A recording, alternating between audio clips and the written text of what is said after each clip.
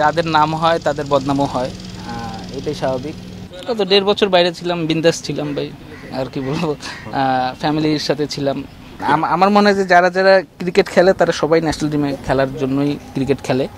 আমিও স্বপ্ন দেখি এবং এটা বিশ্বাস করি যে এখনও অপরচুনিটি আছে ন্যাশনাল টিমে। আপনি পারফর্ম করলে অবশ্যই ন্যাশনাল টিমে খেলতে পারবেন, বাট এখন আপনি যদি পারফর্ম করেন, সেটার মূল্যায়ন যদি ক্রিকেট বোর্ড করে, তাহলে অবশ্যই আপনি পারফর্ম করতে পারবেন। কারণ আপনি যদি দেখেন লাস্ট ইয়ার যেবার আমি বিপিএল ভালো খেললাম, তারপরে কিন্তু আমাকে এই টিমে বলেন বা প্র্যাকটিস ম্যাচ বলেন বা তারপরে যে টাইগার্স ক্রিকেট, আরও তো অনেক ধরনের খেলা ছিল, আমাকে কিন্তু কোথাও ডাকে না। তা আপনি যদি পারফর্ম করে যদি আপনাকে এইসব জায়গায় যদি না ডাকে, তাহলে আপনি ন্যাশনাল টিমে খেলবেন কীভাবে? তো এখন কী বলবো, অবশ্যই স্বপ্ন দেখি ন্যাশনাল টিমে খেলার, এবং এটা বিশ্বাস করি যে পারফর্ম করলে অবশ্যই আপনার কাছে সুযোগ আসবে। ভাই আমার কাছে মনে হয় যে এই জিনিসটা হচ্ছে যে আপনি যখন সিলেকশন প্যানেলে থাকবেন, আপনি যদি দেখেন যে বাইরের সব দেশেই কিন্তু সিলেকশন প্যানেল আপনার 2 বছর পর পর চেঞ্জ হয়। সাপোজ ধরেন আমি একটা জায়গায় আসি বা আমি সিলেক্টর, তা আমার চোখে কিন্তু সবাইকে একরকম লাগবে না, এটা স্বাভাবিক।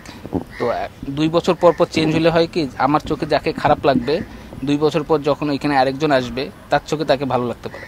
তা আপনি যদি এখন 9-10 বছর ধরে যদি একই জায়গায় থাকেন, আমি যদি যারে পছন্দ করব না, তার তো কেরিয়ারই শেষ হয়ে গেল অলমোস্ট।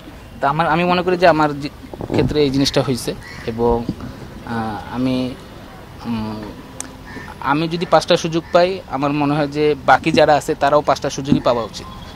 এমন না হয় না যে ওরা 20টা সুযোগ পাইলো, আমি 5টা সুযোগ পাইলাম। বাট আমার কাছে মনে হয় যে এই জিনিসটা হয়েছে আর কি। না, অবশ্যই ফিটনেস, আমি একটু ওয়েট গেইন করছি, আমার ফিটনেস তো অবশ্যই ইম্পর্টেন্ট। আর খেলতে চাই যতদিন, ক্রিকেট খেলা তো আর হুট করে ছাড়তে পারবো না, কারণ যেই খেলা হচ্ছে ছোটোবেলা থেকে খেলে আসছি। তো আমি খেলতে চাই যতদিন খেলতে পারবো আর কি, শরীর চাপে এবং আমার ডিমান্ড থাকবে আর কি, যে ততদিন খেলতে চাই।